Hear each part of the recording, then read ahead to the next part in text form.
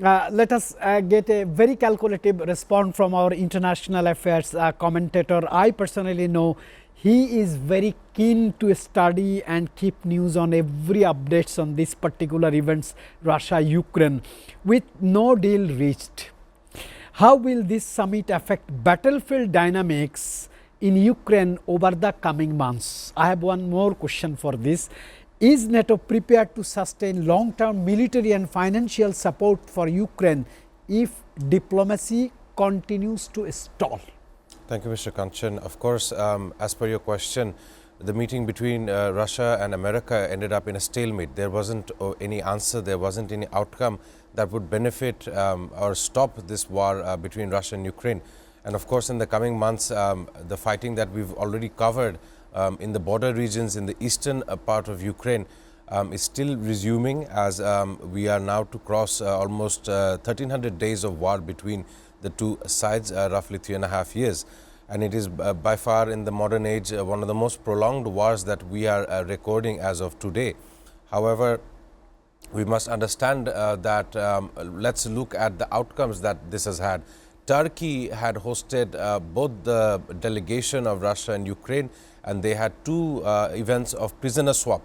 So prisoners of war that were taken by the respective sides, they had been swapped as a deal between the two countries. This is of course without any kind of US mediation. Of course, Erdogan wanted to host both Putin and Donald Trump in Turkey, but the both leaders had chosen Alaska over this issue. As of now, we are yet to see how what kind of effects it will have. We know that the General Assembly of UN is in next month. So let's see how far this war can subside. With Hamas showing signs of flexibility in hostage negotiations, is there any realistic path toward a ceasefire? I mean, Israel or IDF is going to stop, or they are going to occupy? Well, you mentioned the word ceasefire. I don't see any two sides or two countries in this war. I see innocent women and children being decimated by a force, by the Israeli Defense Forces. In my understanding that over the last 4 months, while we have rendered this show for our viewers, we have consistently kept this news regarding Israel, regarding Palestine and the lives lost on a daily basis. What we understand is now Netanyahu is planning on a full conquest of seizing the remaining parts of northern Gaza city, and there is a military movement. Israel strikes on hospitals and safe zones, and a forcible southward evacuation of the remaining civilians in Palestine. And the most devastating news that comes out of the Gaza Strip is that people are losing their lives over starvation. It is not always, it's not a military active zone like eastern Ukraine, but in Gaza City we see devastation unfolding every day. There are people who are being killed at various hospitals and tents. Earlier last week, we've seen reporters and journalists being assaulted by missile strikes, and it has brought attention from the world leaders as they have been condemning such an attack.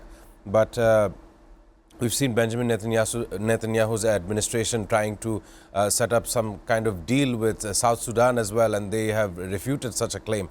So he is effectively taking place in a modern day ethnic cleansing and a genocide, as people are describing this event. And of course, on a daily basis, we see people dying out of starvation. So definitely, I really hope that this time around, even next month in the assembly, they can pick out this to be the greatest issue of the year. US cancelled its planned trade talks with India and announced 50% tariffs is gonna be effective from August 27, a particular date. How damaging will be the India's economy, because USA is India's biggest export market? Thanks for your question. I must add on here that this 50% tariff that the US had announced on India definitely came as their contribution and their grouping of the BRICS nations as well. We see other nations as well facing this tariff war. However, I want to bring out a breaking news that I have received. The Chinese Foreign Minister Wang Yi is to visit India, and the both nations, China and India, now re-understanding their motives in economic trade and how they are going to battle such a tariff regime and unpredictable moves by the US.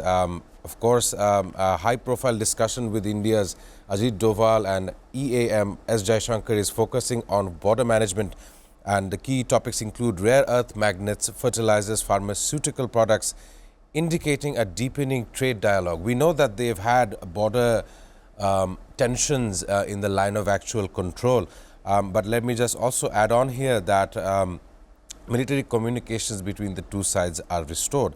At the SCO Defense Ministers meeting in Qingdao, India's Rajnath Singh and China's Admiral Dong Jun agreed to revive military communications. It's a way to ease tensions and, of course, understand cultural gestures between the two nations.